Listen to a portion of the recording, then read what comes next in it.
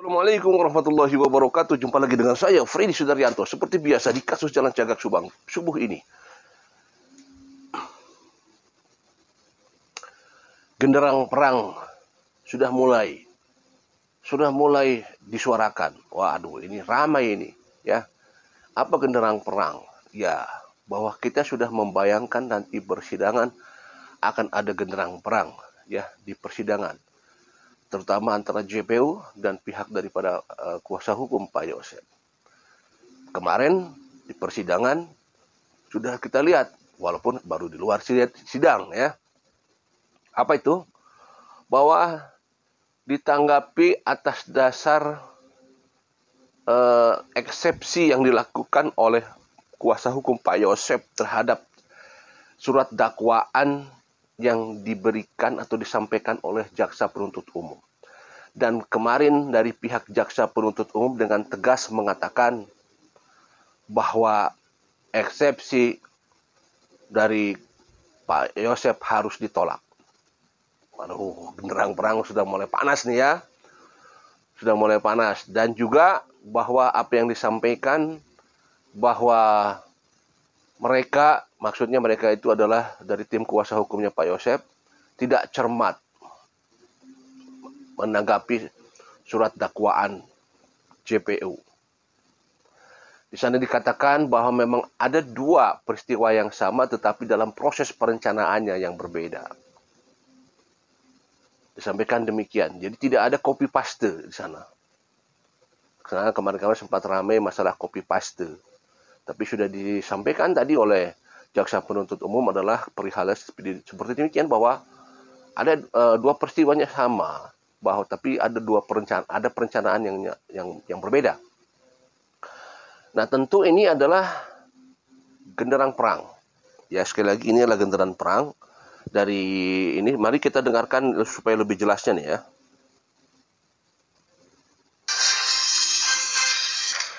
Isinya tadi tanggapan rekan kami yang untuk menanggapi eksepsi dari penasihat hukum terkait dakwaan kami yang dianggap asalnya. Nah, kami sebagai jawaban kami tadi sebagai penuntut umum tidak pernah membuat dakwaan tentang baik perkara seperti ini maupun perkara lain. Karena kami sadar dakwaan itu merupakan fondasi awal untuk pembuktian kami hingga penuntutan dan putusan. Terkait tuduhan yang dakwaan copy paste pasal 340 dan 38 seperti apa Pak? Nah, ini yang sebenarnya salah kaprah, karena ini kan adalah tindak pidana sejenis di negara hukum. Membedakan di antaranya adalah pada 340 itu ada perencanaannya terlebih dahulu. Itu karena peristiwa yang sama, urainya tetap sama, hanya ada perbedaannya yaitu proses perencanaan. Tadi menolak eksepsi dari kuasa hukum. Betul, pasti kita tolak. Berarti bisa dibilang tidak teliti mereka ya? Kalau mereka tidak cermat dalam menanggapi dakwaan kami. Terkait dakwaan yang disampaikan itu nanti putusan setelah seperti apa? Proses perencanaannya yang berbeda. Jadi disampaikan bahwa kejadian kronologis sama tetapi proses perencanaan yang berbeda. Karena kalau kita lihat di sana ada dakwaan primer dan dakwaan subsidiar. Subsidiar ini memang ada berarti di sana ada perencanaan yang berbeda. Kalau kita lihat rekonstruksinya, di rekonstruksi itu bahwa ada pembicaraan antara Pak Yosep dengan Ramdhanu di Pecel Lele. Nah, di sana itu apakah memang sudah terjadi perencanaan apa belum? Sedangkan sempat ada dikatakan bahwa untuk mempersiapkan golok di Pecel Lele, walaupun tidak ada kata-kata di rekonstruksi itu bahwa akan membunuh, tetapi kata-katanya adalah akan memberikan pelajaran kepada Ibu Tuti dan Amelia, memberikan pelajaran. Dan disampaikan bahwa Danu juga tahulah katanya sudah dikasih 20.000 dan Danu yang ngambilnya katanya gitu ya di situ ya, bahwa cuma dikasih 20.000. Itu pembicaraan di Pecel Lele. Tidak ada perencanaan untuk membunuh.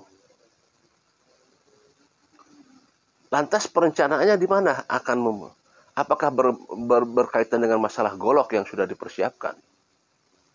Karena begini, tidak menjamin bahwa kita membawa golok. Kalau misalkan saya, nanti bawa golok. Mungkin saja Danu tidak akan mengira bahwa golok itu buat membunuh. Bisa saja golok itu dibawa untuk menakut-nakuti, karena sifatnya kan kemarin disampaikan bahwa waktu itu di rekonstruksi itu bahwa akan memberikan pelajaran. Ya, bisa saja pada saat itu Ramdhanu mengetahui bahwa golok dibawa itu untuk memberikan pelajaran, hanya sekedar menakut-nakuti. Tidak ada niat untuk membunuh, karena memang di sana tidak disampaikan bahwa akan membunuh. Ya, bawa golok, untuk menakut-nakuti saja. Mungkin saja begitu ya. Nah, sampai di TKP, apakah memang sudah ada perencanaan? Nah, ini mungkin barangkali perencanaan yang sampai di pasal 340 ada perencanaan. Tetapi mungkin barangkali yang perencanaannya bukan dengan saudara Ramdhanu, tetapi adalah dengan Pak Yosep dengan Ibu Mimin Abida Rikri, sampaikan bahwa Ibu Mimin sampai di sana, sampai terlihat di ruangan tengah itu adalah karena sudah janjian. Ya. Nah, mungkin saja dari janjian itu adalah sudah dipersiapkan datangnya. Nah, apakah di sana memang ada perencanaan mengeksekusi? Tentu hanya mereka yang tahu. Nah, proses perencanaan inilah sebenarnya yang barangkali menjadi permasalahan, sehingga muncul surat dakwaan dari JPU, surat dakwaan primer, dan surat dakwaan subsidiar. Ya. Nah, ini menarik dan sudah disampaikan tadi bahwa kami disampaikan dari jaksa penuntut umum bahwa salah kaprah, kemudian juga tidak tidak cermat dari pihak sana. Tentu kita pengen tahu dong apa yang disampaikan daripada tim kuasa hukum Yosep, apakah terhadap ininya. Mari nanti kita dengarkan ya.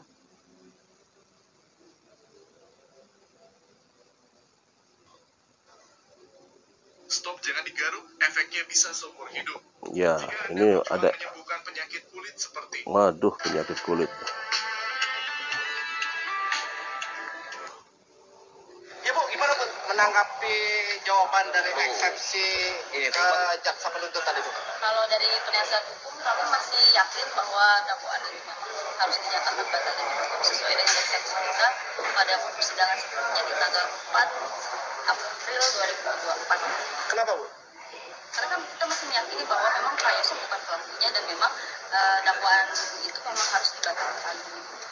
Bu, JPU menanggapi kalau misalkan kuasa hukum kurang cermat dalam subsidiar dan primer itu gimana? Itu hak dari JPU ya, tapi yang jelas dari kami sudah cermat dan kami juga sudah membaca dengan teliti surat dakwaan tersebut, makanya kami melakukan eksepsi terkait dengan dakwaan tersebut.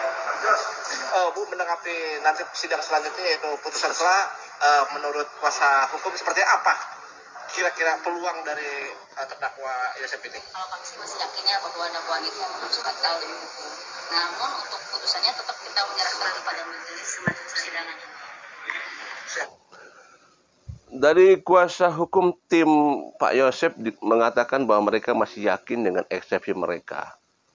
Tadi disampaikan bahwa ditanya oleh satu media, apa sebabnya Ibu masih tetap, kalau kita bahasanya kekeh tetap, adalah karena Pak Yosep tidak bersalah.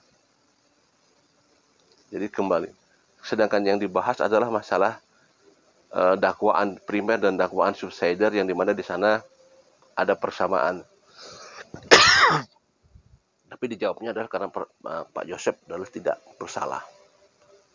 Jadi tujuan daripada eksepsi adalah bahwa untuk mengagalkan dakwaan daripada jaksa penuntut umum. Karena surat dakwaan ini kan menjadi modal awal buat jaksa penuntut umum sebagai pondasi awal, ya, sebagai pondasi untuk melangkah selanjutnya ke persidangan daripada dakwaan itu. Makanya ada usaha untuk diesepsi daripada kuasa hukum Pak Yosep, sehubungan dengan Pak Yosep tidak bersalah. Jadi ada eksepsi, yaitu masalah copy paste. Tapi sudah dijawab tadi, masalah copy paste itu adalah tidak ada cermat dari pihak kuasa hukum.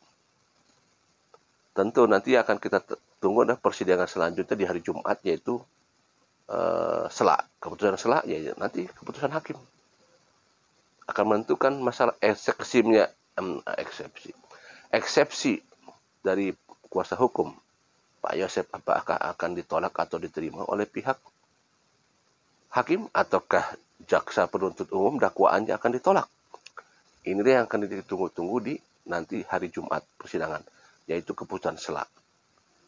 Genderang perang sudah mulai ditabuhkan, sudah mulai terasa aroma-aroma panasnya, ya. Tadi bagaimana jaksa penuntut umum menegaskan bahwa tidak, itu salah kaprah, tidak cermat. Sedangkan dari sini meyakinkan bahwa dia tetap bahwa yakin harus ditolak dakwaannya untuk demi hukum. Nanti kita tunggu genderang perang selanjutnya setelah pembacaan setelah pembacaan selak. Nah, di sanalah baru mulai ramai di sana, ya. Yang ditunggu-tunggu tuh nanti setelah pembacaan selak. Karena kan startnya dari situ, dari pembacaan selak. Kalau misalkan ditolak dari JPU ya tidak akan ramai nanti ke sananya. Ya. Justru kalau misalkan diterima bahwa dakwaan dari JPU sudah diterima oleh hakim dan ini ditolak, nah itu yang ramai nanti ke sana. Kalau misalkan dakwaan daripada JPU ditolak oleh hakim, ya tidak akan berlanjut ke persidangan, ya. Dikembalikan lagi. Mudah-mudahan ya berlanjut, ya. Diterima dari jaksa penuntut umum dakwaannya dan ditolak eksepsi dari Pak Yosep, baru kita melangkah ke pengadilan. Nah, di sanalah akan mulai. Genderang perang sudah dimulai tadi, tetapi nanti di sana akan lebih ramai. Bagaimana yang sebenarnya? Assalamualaikum warahmatullahi wabarakatuh.